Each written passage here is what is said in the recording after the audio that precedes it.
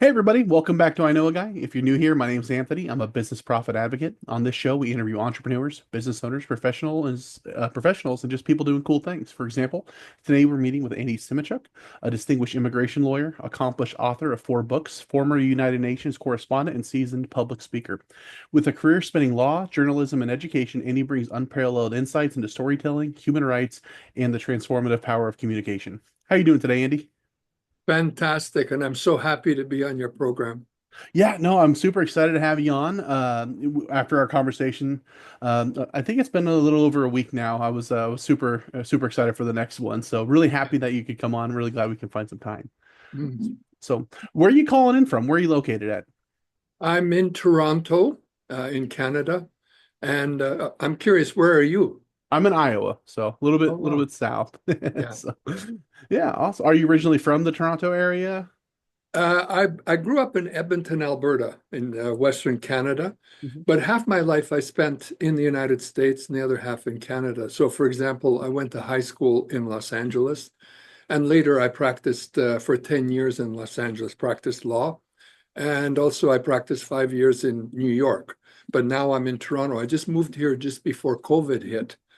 And my wife said to me at that time, look, your family, all your members of your family have passed on, but I have 2 sisters up in Toronto.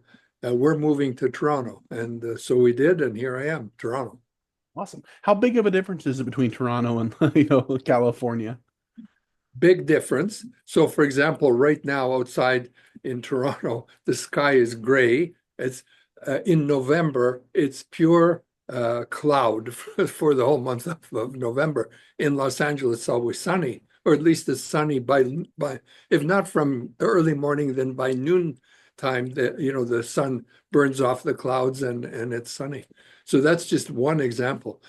But it's not about the outside really in life. A lot depends on the inside, what's happening in your life, as opposed to where you're leading your life. You can have a very happy life in a very dreary town or place, or vice versa. Okay, awesome. Yeah, I like that. So you've had a career doing quite a few things. What can you tell us about yourself, what you're doing now, what you've done in the past? Okay, so I mentioned a bit about practicing. I'm a US and Canadian immigration lawyer. Right now, I work for Pace Law Firm, which is a larger firm here in Toronto. I do US immigration primarily, but I also do Canadian immigration. In the course of my life, as you mentioned in the opening, I've been a journalist, I've written books and so on. But one of the things that interested me most was helping people get established in their careers. And I wrote a book called The Young Professional. I got a copy of it here, actually, uh, in which I give advice to young people that are going into, engineering, teaching, medicine, law, whatever it is, architecture. And I wrote that book because I noticed that most young people, and this may be true for generally everybody, are suffering or struggling with 3 primary problems at any given time. One is money, the second is time, and the third is balance. And at any one time, I found pretty much anyone I talked to had one of those themes going through their life, and they were, struggling to do something about it. So that book talks a bit about those themes. And what I'd like to talk to you about today, in particular, sort of launching off from that, is the issue of, how do you get yourself going in your life and in your career? And how do you find the yellow or golden road to where you want to go?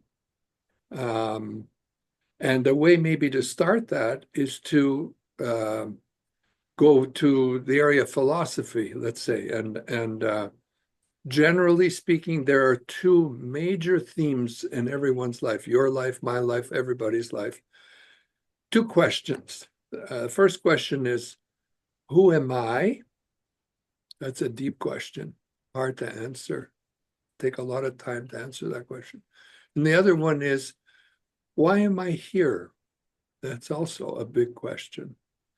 And we could probably spend a bit of time on those two questions if you want.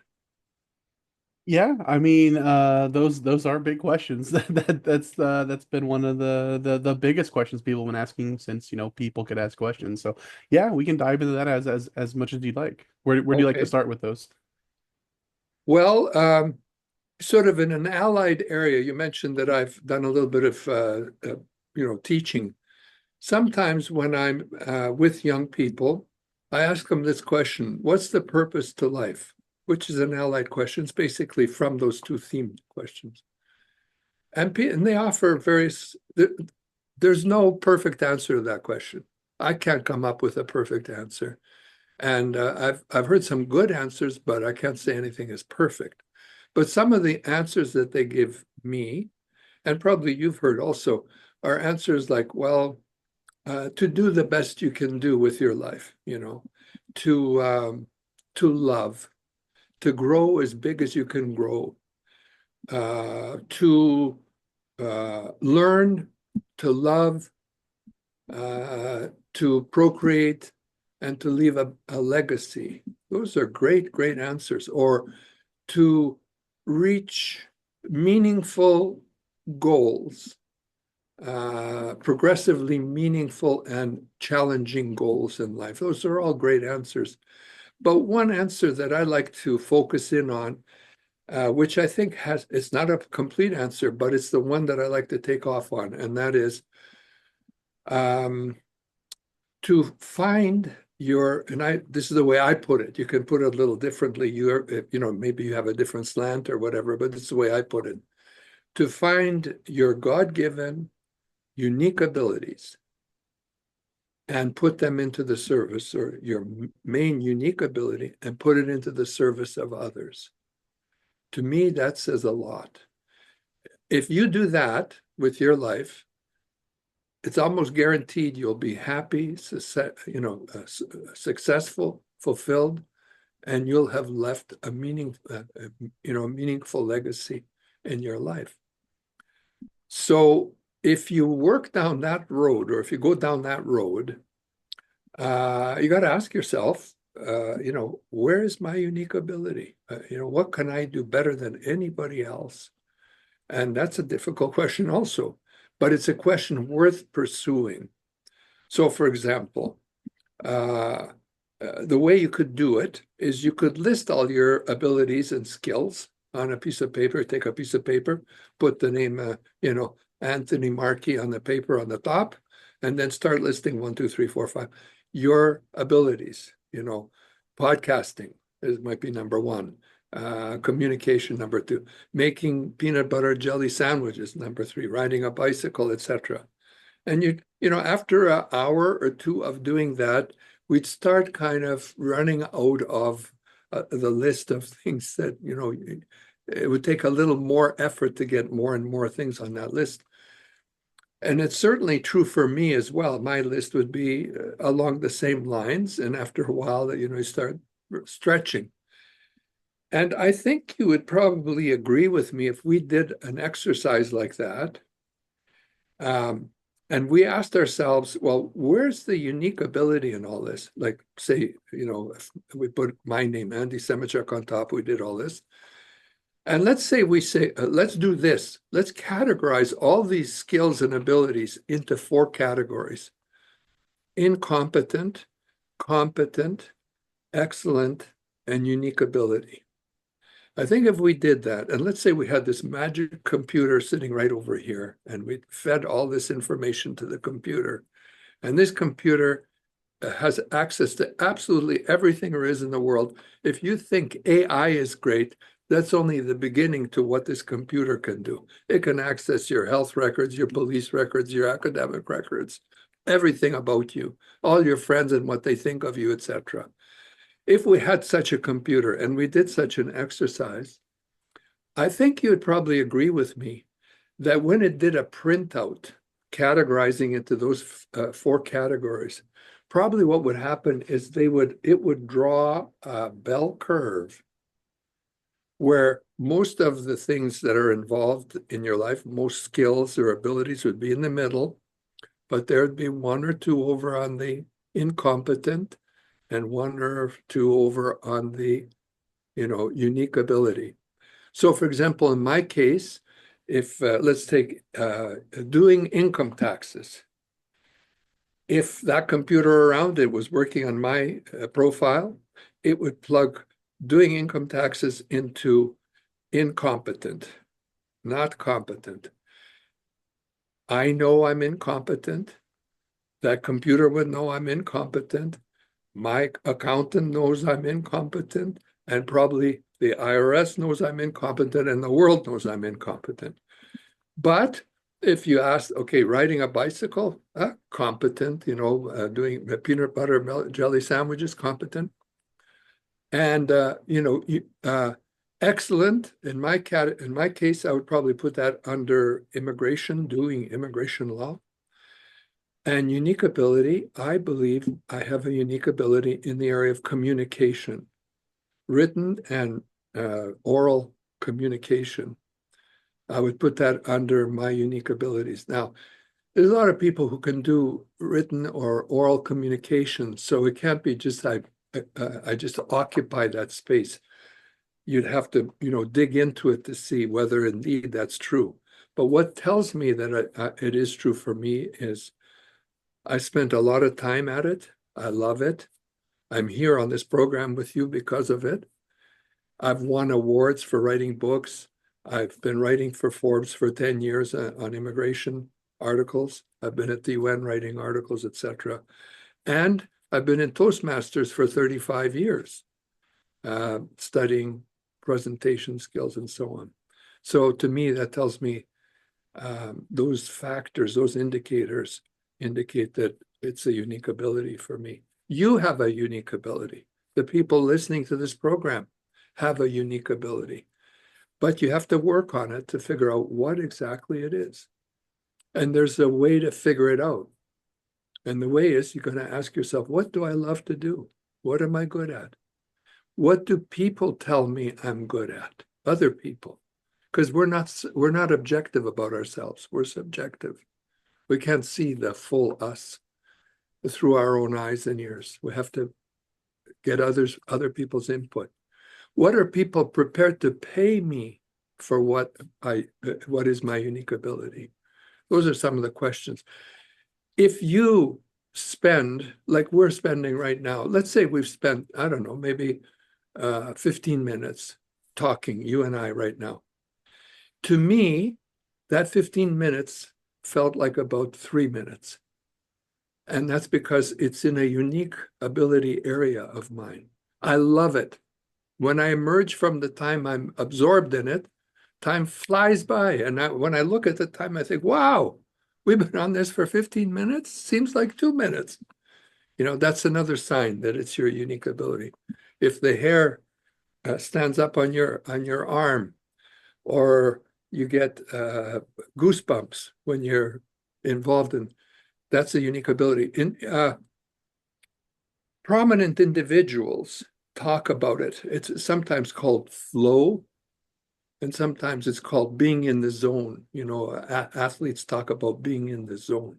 I think that's a description of a unique ability. I like to illustrate this. I'm hoping this makes sense to you, and it's a worthwhile endeavor to talk about this. I find it worthwhile in my life to think about this area. I'd like to share a story about it. There's a guy named Carl Wallenda, who was a famous tightrope walker, an American tightrope walker. He walked on a tightrope, and he loved doing it. He actually even fell to his death walking a tightrope in San Juan, Puerto Rico in the 80s. He had a tightrope between two high rises, and he was walking on a tightrope and he fell to his death. But before he fell to his death, journalists interviewed him. And they asked him, they said, Carl, why do you walk the tightrope? And he said, The most rewarding part of my life is the life and time I spend on the tightrope. Everything before seems to me like a prelude to, and everything after that is a postscript after my life walking on the tightrope. And he loved it so much that he was willing to risk death to be on that tightrope. And to me, that's a clear indication of something that was his unique ability, sort of his calling. It was in his heart, what was aching in his soul to come out and to be done in his life. I've read some biographies of famous people, for example, Elvis Presley, Wayne Gretzky, Presley the singer. He talked about the only time he really felt comfortable and at ease when he was performing was when he was performing on stage before a live audience. Otherwise, life was just motion, going from performance to performance. Gretzky talked about, being in the zone, playing hockey. And if you're now, not everybody can get onto this right away in their life and get it organized. Tomorrow I stand up and I've got it all sorted out and go ahead. It's not quite that easy.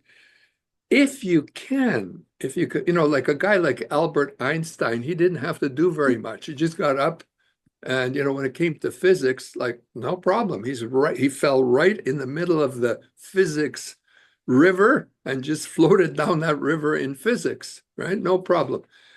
Not many people are that lucky, that they can just fall into their unique ability and go ahead. It takes some effort for most of us. And now, there are times when you can't work in your unique ability. Like you got to support a family, you got kids, they're hungry, you got to feed them and so on, and you don't have a job that's in your unique ability. So in those instances, you have to do whatever you can. You have to be a waitress or a waiter or whatever it is, but you're doing it for a great or noble cause, looking after your family, your kids and so on, feeding them and so. But we've got to strive to get into this unique ability. And if you can, then you can organize your life in such a way that you're surrounded by people who fulfill all the other duties that you have, most of the other duties, like say 80% of what's required. And you spend your time in your unique ability. So, for example, if you're Elvis Presley, you arrange your life in such a way that people pick up your baggage and your recording equipment and guitars and so on, and put you on the bus to the next town and offload the stuff off the bus and set up the concert venue. And you just come on and start performing. And when you're through your performance, you pack everything up and you're gone. And those people look after all the bookings and the advertising, marketing, and all that stuff. And you get people who have a unique ability related to the material or the area that you don't have a unique ability in. I mentioned Einstein. I just want to go back to that example for a sec. Einstein was a genius when it came to physics. But if you put him on a basketball team and had him play basketball, he would be not so good, maybe useless, right? So just because you're a genius in something doesn't mean you're a genius in everything in your life. You're a genius but you got to try and focus your life to maximize your genius. So an example of that would be Van Gogh, the artist. He painted beautiful, beautiful paintings, impressionist. But his life was a disaster. Like his brother had to look after him, feed him, house him, but he stretched himself out into his unique ability and maybe too far. Now, I don't know if it was too far. Maybe the genius was worth it. There's this beautiful story I'm going to share with you on that subject. And it's a story about Renoir, a famous painter, and his friend Matisse, also a painter. One day, this is a true story, Andre Matisse went to see his good friend Auguste Renoir to spend a little bit of time with him. And when he came to his studio, he watched Matisse. Matisse was watching Renoir as he was painting. And Renoir had probably arthritis or whatever. It was painful for him to hold the brush. So much so that with every stroke of the pencil on the canvas, he registered the pain on his face. You could see it was painful for him. So Matisse watched for a while, and then he blurted out to Renoir, he said, "If it's so painful, why do you do it?" And Renoir answered, "The pain passes, but the beauty lasts forever." That's probably why Van Gogh painted as much as he did in his area of expertise. But his life otherwise was upside down. Most of us aren't so gifted that we can do something like that. We're not going to, maybe not all of us are prepared to jump off a high string, wire to risk death, to lead our life in a happy manner, or to paint to the point where, someone's supporting us and we can't do anything except paint, or paint in a way where the brush touches the canvas, so you have to jerk because it hurts so much. So we try to balance, but for a while, I'm sorry, I'm talking so much, I'm not even giving you a chance to say a word edgewise. Is this okay? No, absolutely. There's a lot to unpack there. I'm just kind of taking mental notes because there's a couple things Okay, I want to ask specifics about and kind of make sure. a point. But go as long as you like. Okay. Well, anyway, now I got to remember where I was. Um, well, where I was going was these people like Van Gogh. In my life, I'll just go with my own life. Look, there were times in my life where I had to be out of balance for the sake of achieving something higher. So an example of that in my own life was I had to study for bar exams. And, I'm a member of a New York bar, California bar, Ontario bar, etc. So there was no way I could do that without going out of balance, because I'd spend like 10 hours a day studying. So, I let other things drop. And it's okay to do that. In a normal life, I would say what you need to do is you can spend some of your life out of balance to pursue a higher goal. But a time comes when you have to go back into balance, just to lead a normal life. And if you don't know when it's time to go back, maybe your family will tell you when it's time, or your wife or your children or whatever. So they're like, "Pop, I haven't seen you in weeks, it's time for you to play with us," or whatever. Things like that will remind you it's time to go back into balance.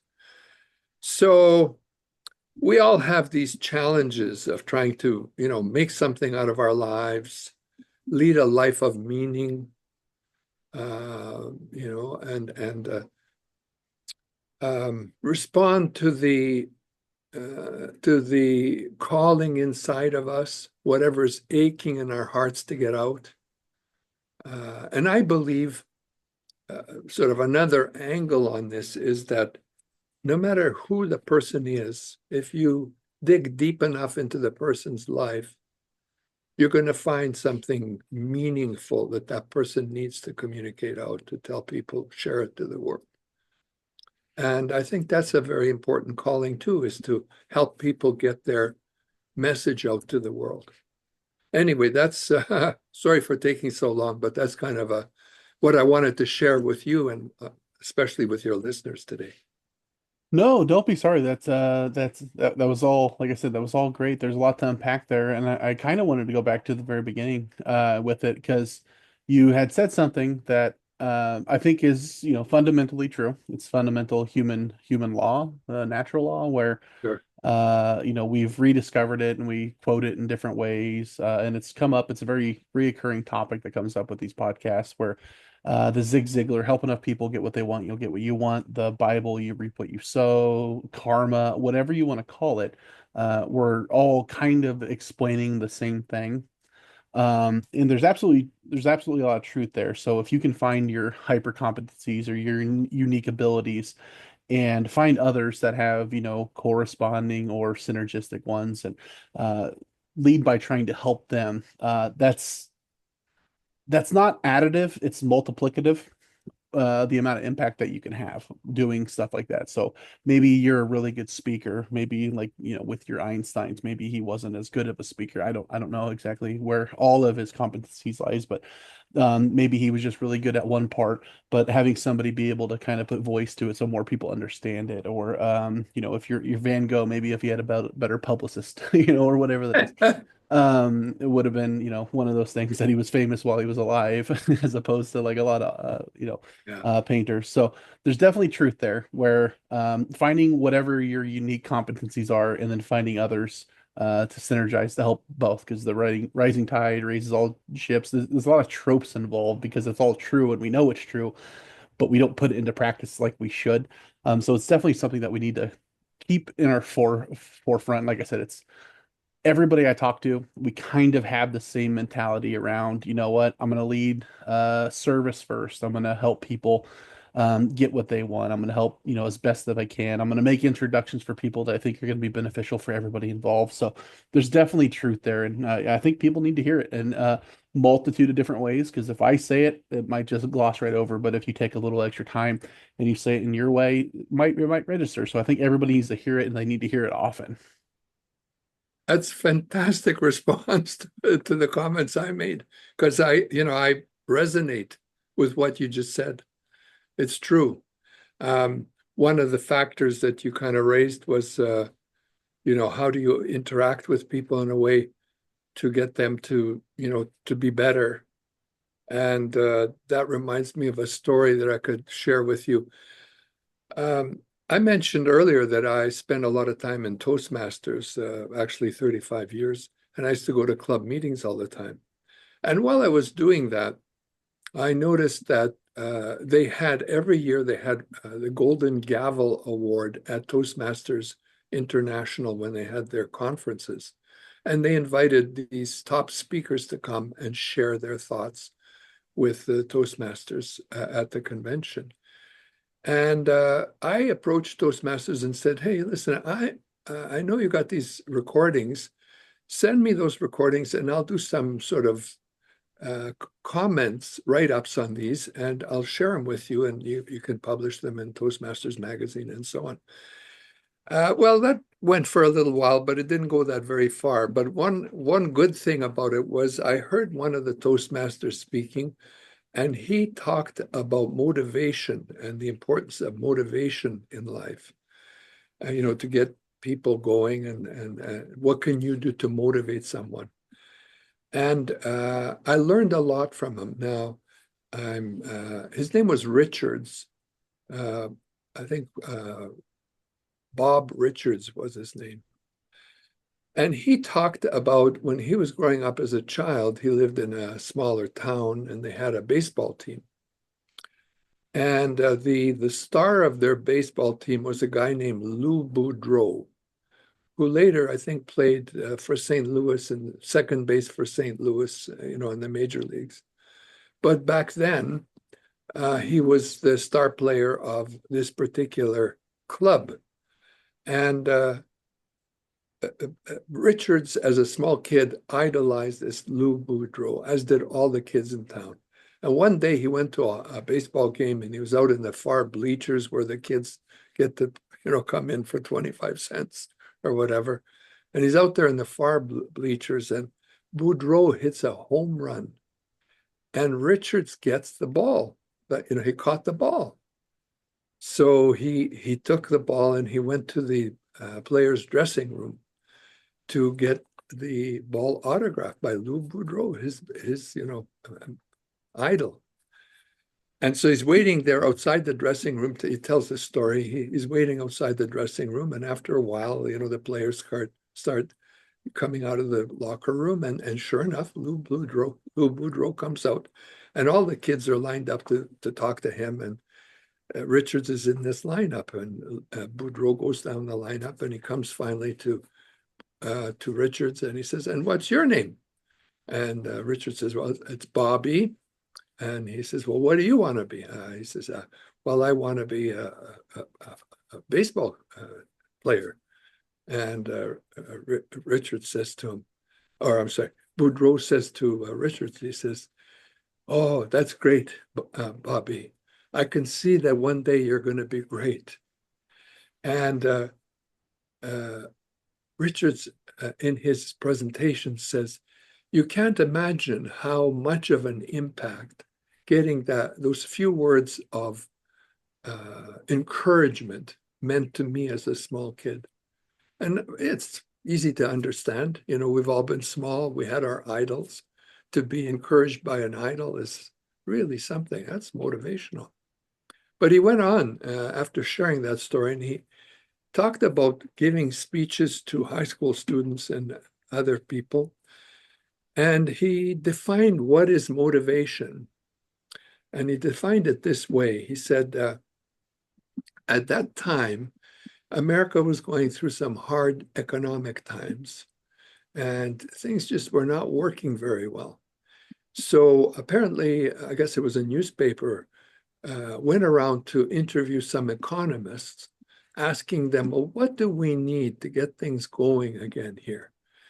And they asked three top economists, and they all said the same thing: motivation. We need to motivate our people. And then he went on to say, and here is what motivation is: it's painting a larger picture of the life of an individual than the one that he or she has at the moment for that individual. And the moment of motivation is when that individual latches on to that bigger picture of their life to pursue it further. And I can't think of a better way of describing motivation and what's needed in people's lives than that description. I think it's a real insight. Yeah, that's fantastic. I don't have anything to add to that. No, I like that just how it is. So perfect. Yeah, Well, yeah. what's some advice that you can give to some of our listeners? A lot of the people that are listening are entrepreneurs or business owners or just people out there that may be looking at this world. What's some advice that you might be able to give somebody that maybe is starting off on their careers or going down that path where maybe they're around the edges of what their unique ability is, and they're wanting to make sure that they could, really fully take advantage of what they're really good at. What's your advice for those folks? Well, thanks for posing that question. I spent a little bit of time thinking about that because I wrote this book, The Young Professional. By the way, all my books are on Amazon if anybody wants to buy a book or whatever, and I've written 4 books. I just say a word about that. Today, before I came on your program, I looked up this book, The Young Professional, on Amazon, and it was selling for $74 a book. I don't know what happened. And I was thinking, oh my goodness, what's going on here? But we'll get that fixed up. It's on Barnes and Noble and Indigo and other sites if you want to find it. Anyway, so I mentioned there were 3 themes that tend to go through people's lives. One is money, the other is time, and the third is balance. So let's spend a little bit of time right now on those 3 themes that might help these people, who are getting started up. Well, with respect to, first of all, money, I've already talked about unique ability, and I think that has a lot to do with money. one day I was at a Chinese restaurant eating Chinese food, and they handed out the Chinese cookies, you know, the fortune cookies. So I opened up my fortune cookie, and in it said, do one thing really, really well. And I thought, boy, is that ever good advice, you know? And actually, a friend of mine who is a nuclear scientist and was teaching at York University, a guy named Yuri Daravich, I was talking to him and asking him, you know, like, how can you understand nuclear physics, you know, and teach it? And he said to me, Andy, look, it's impossible to know everything, but you can focus on one little area and become really good at that one area. And within about 5 years, you can be a world expert on the area, provided you pick a small enough area and something that's important. You can be a world expert by reading for 5 years on any topic. I believe that's true. So, and if you become a world expert, you can't help but make good money at it. You know, if it's something needed, there's no way that you're not going to make money at it. That people are going to pay you for your knowledge. So I would say that's the way forward when it comes to making money. Find your unique ability, put it in the service of others, not for free necessarily, sometimes for free, but, you know, for a reasonable price, because you're helping them. And if people are prepared to pay you, it means you're doing something valuable for them. If they're not paying you, it may be a sign, hey, you gotta, you know, stretch a little bit more or whatever, right? No, you know, you have to invest a little time in the beginning. People want the money first and then, you know, the pain. But that's not the way the life works. You know, you can't have the pizza first to eat the pizza first. You have to put the pizza in the oven first. And once it's cooked, then you can eat it. And it's the same about work and benefits from working. So unique ability and trying to find what's a strength in your life and keep working on your strength, polish it, find out more and more about it, learn more than everybody else knows about it, so that people come to you, start running to you for advice on that particular area. I think that's the way to make money. Now, if you're, you know, if you're born to the, you know, Bill Gates is your father, maybe you don't have to work so hard or worry so much about making money. Maybe that's not your shtick. If not, maybe one of the others is a challenge for you. For example, time. And time is a question about priorities in your life. There's time enough for everything, but not everything all at once. You have to choose what are your priorities and spend the time that you have on your priorities. So we're on a budget when it comes to time. Our budget is we only have, let's say, a very good exercise to do. And sorry, Anthony got me going all over the place. But anyway, let me share this exercise with you. Just give me a sec. I'm going to pull something out.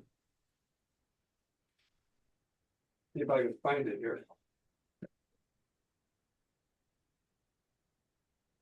Or maybe not.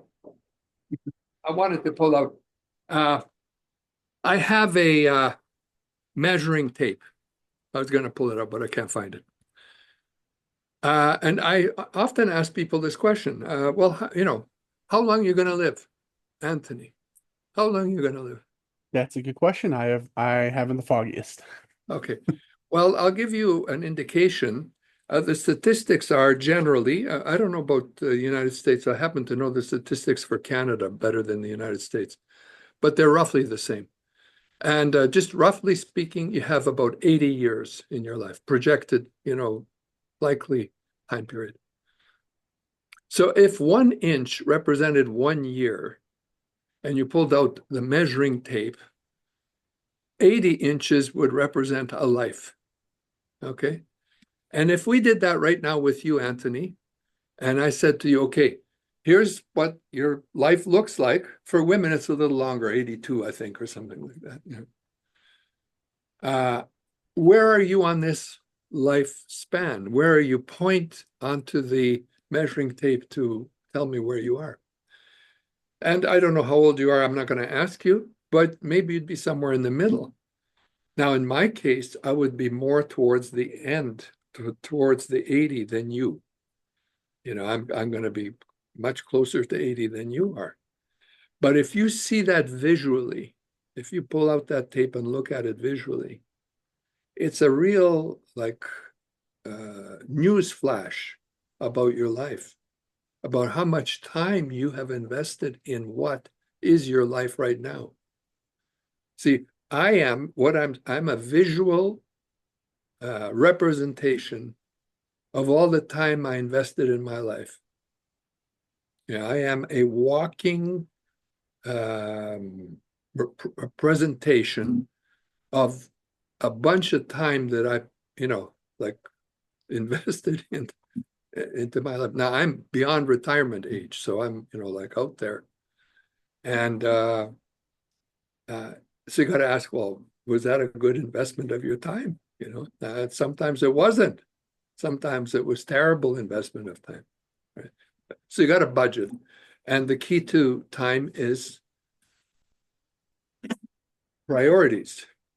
Now, there's one really, really important thing about family and priorities and time.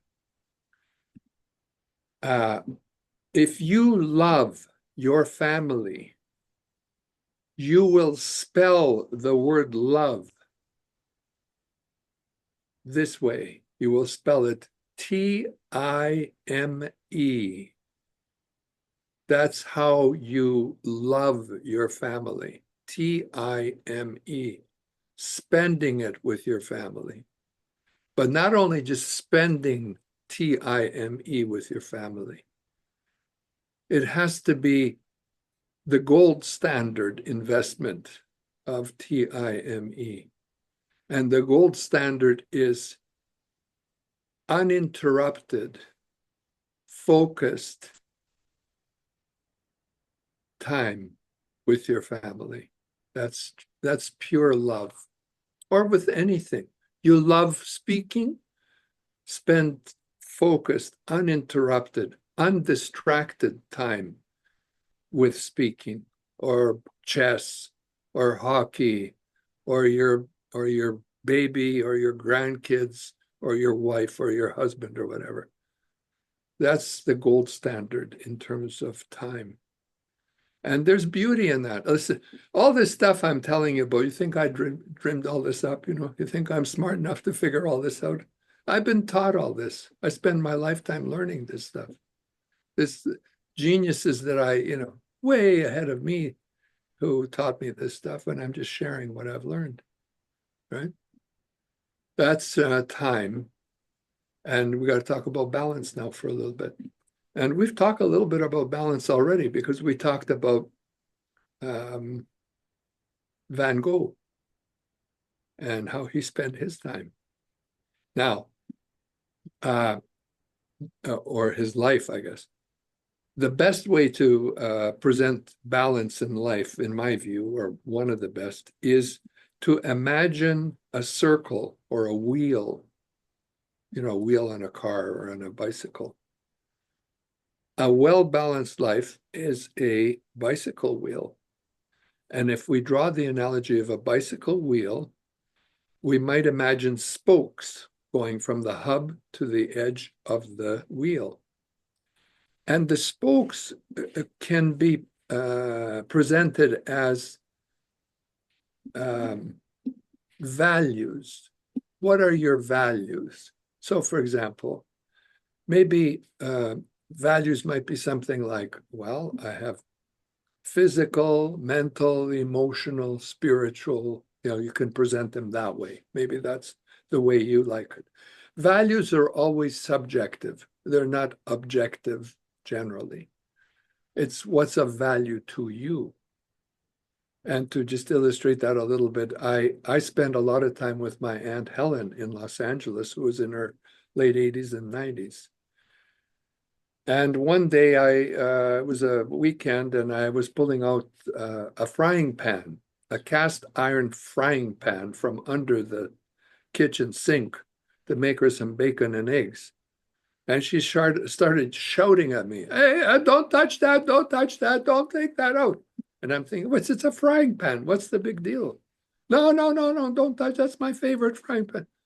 And I realized at that moment that was her value. As simple as that. It's a value to her. It was a value. Like love or like gold or like, I don't know what, knowledge. It's a value. In that case, it's a physical value. Well, at any rate, what you would have to do if you want to be balanced, is you take a piece of paper and you put down, make a list. What are your values? What do you value in your life? Now, I'd imagine if you did that, like if you're like anybody else, you probably first of all could start off with physical, mental, emotional, spiritual, etc. Right? That's one way. Or you could put down maybe like knowledge, uh, beauty. Those are other kind of values, and make a list like that. Um, or you could put God, family, career, community. There's another way of putting the values. Whatever the values are, you're going to put them on a spoke. You got a lot of spokes there. And you can then go from 1 to 10 on the spoke, 1 being right near the hub, 10 being right at the edge of the circle. So let's take a value. Family. Let's say you say family is a big value of mine. Okay. You assess yourself. We don't assess you. You assess yourself. You say, okay, family is important to you? Yeah. Okay. Where would you put yourself, measuring yourself on this spoke of family? How good are you doing right at this time with your family? And you could also ask your family that question, and they might say it's a little different than what you think. But let's say you can agree it's 7 out of 10. And you might say, well, how am I doing physically? How's my physical health? And we go, well, you're not a 1, but you're not a 10. Maybe you're just a 4 or 5 or whatever, right? And you go around the circle like that on each spoke. And basically what you end up with is pies, little representing the values that you have. Then you draw a line around those numbers, around the circle. And if, when you draw the line around, it turns out to be a circle, reasonably round, that means you are doing a great job on balance. But if you're a flat tire, because you spend all your time at work making money, and you don't spend any time with your family or, taking vacations and stuff like that, then by looking at that chart or looking at that circle, wait a minute, I'm not doing so well. I got to smarten up, and it's up to you to smarten up. So that's how I would answer. That's a long answer for your question about what you would tell your young people going into the workforce. No, that's a great answer.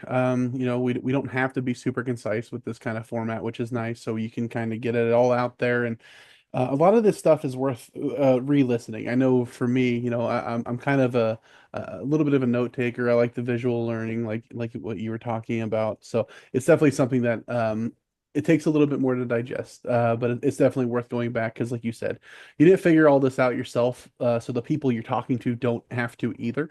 You can Right, spend 50 years trying to learn it all and reinvent the wheel, or you can, what's the phrase? Stand on the shoulders of giants that came before you, right? You can see right. further if you, take those shortcuts and read books and, try and learn from those that have already done it. So yeah, that's all great. And obviously I know we could probably go on for another, name an amount of hours. Yeah, yeah, yeah. But if people want to learn more, if they want to hear more of what you have to say, kind of your experiences and discoveries that you might have made or connections you might have made, what's the best way to do that? Obviously, you said you had some books in the other ways to connect. Well, they can reach me at pacelawfirm.com, PACE, law firm at pacelawfirm.com, if they want to reach out to me. My books are a good way to go. For example, like I've got a variety of books. I got some joke books. I got some history. I got a book about my famous great aunt who was an opera star, and about her life, a rise from obscurity to world fame to the top of the opera world. So it's a bit of history. It's a bit of uh, career growth, feminism, a nice mixture. And it's pretty, that one's an audio book, and I recommend that. If if you want depth and to just kind of see your life reflected through the life of someone struggling to make something out of her life, that's a great book to read. Those are some of the ways they can reach me. Perfect. And I'll be sure to get all that in the description so people don't have to hunt for it. We'll try and make it as easy as possible. That's the idea. Let's take the shortcut. So it'll all be down there. But perfect. I really appreciate it, Andy. And if anybody out there you feel like you've gained anything from this, absolutely check out everything Andy's done. He's clearly a wealth of knowledge. I kind of feel like that's understating that. You've had a really interesting career. It's kind of a little bit hard to follow sometimes going from everything that you've done. So that's awesome. Anybody that would like an introduction as well, feel free to ask me. I'd be happy to direct you Sure. if you're a little bit more shy. But other than that, if anybody out there would like to be interviewed as well, feel free reach out to me directly. I'll have my link tree in the description below, everything that I have there for Andy. But again, Andy, I appreciate you coming on. I'm gonna have to go back and rewatch this myself just so I can reabsorb it. But I really appreciate your time. Let's all get out there, find our unique abilities and help others with theirs. All right. That's fantastic. Thanks, Anthony, for having me as your guest. It's my pleasure.